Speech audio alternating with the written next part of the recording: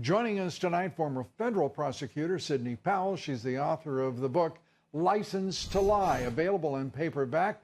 It can be pre-ordered wherever books are sold, all about the corruption in the U.S. Justice Department. I want to start, Sidney, with, first of all, this memo and the degree to which this letter from half of the Gang of Four, the Democratic half, to the Rod Rosenstein at Justice, and Christopher Wray, the director of the FBI, and Dan Coats, the DNI, it says this at one point.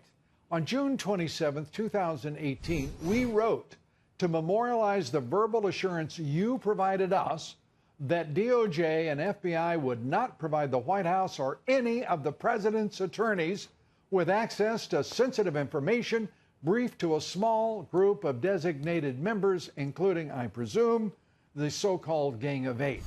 Now, let's start right there. That looks like not only collusion, it looks like subversion and a conspiracy against the President of the United States, which Christopher Wray, Dan Coats, and Rod Rosenstein signed on to. What do you think? I think the Democrats just have more hubris than could fit in the Capitol building itself. They want to abolish Article 2 of the Constitution, apparently, which vests in the executive all the power to declassify whatever he wants to declassify and get whatever information he wants to get, which is what he is doing. And Nellie Orr is... But let me go to the point. That is written evidence of subverting the President of the United States, is it not? It is. Clearly, they're trying to keep information from him that he certainly needs to know. What else could this president or any president in that situation do but demand that those three leaders of those agencies and departments be fired, fire them straight away?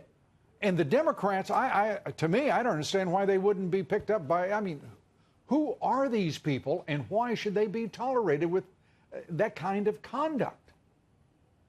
Well, those Democrats in particular might not have exactly accurately stated what their understanding was with I'd be interested to hear Wray and Rosenstein and Coats deny it.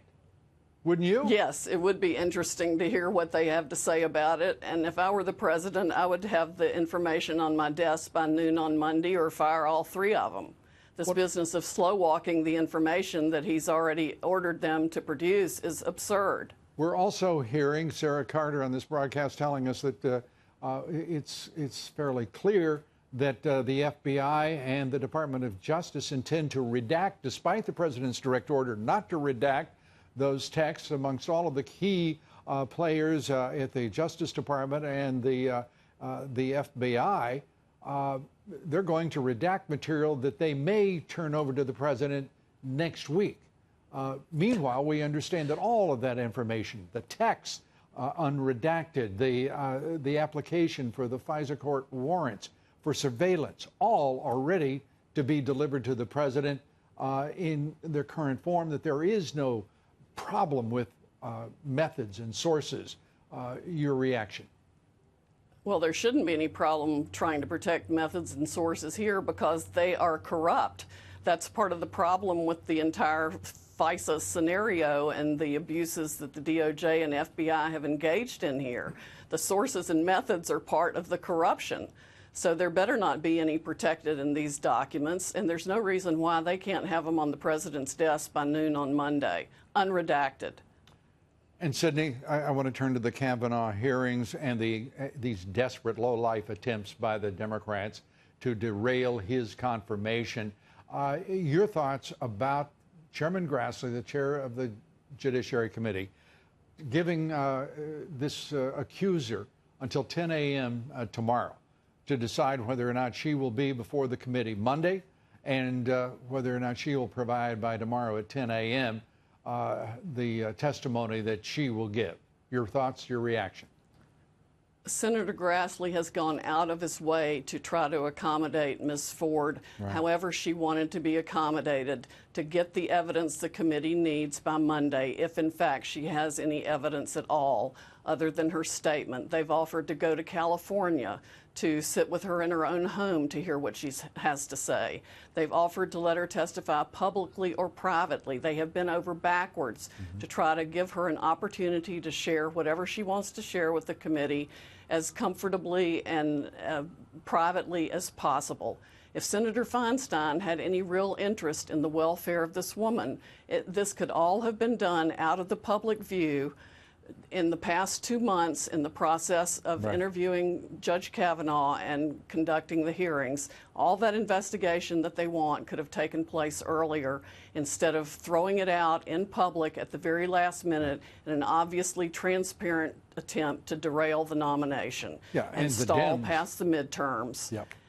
We're out of words, Lou, to describe how bad their behavior is. I mean, we're just out of words. The Dems, you're right.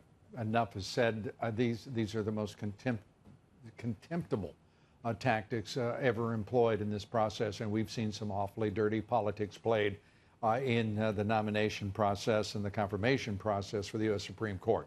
This is a new low for a man who is deserving of far better treatment and certainly gratitude from the country for serving. Sidney Powell, great to have you with us. Thanks so much. Look forward to seeing you soon. Thanks, Lou.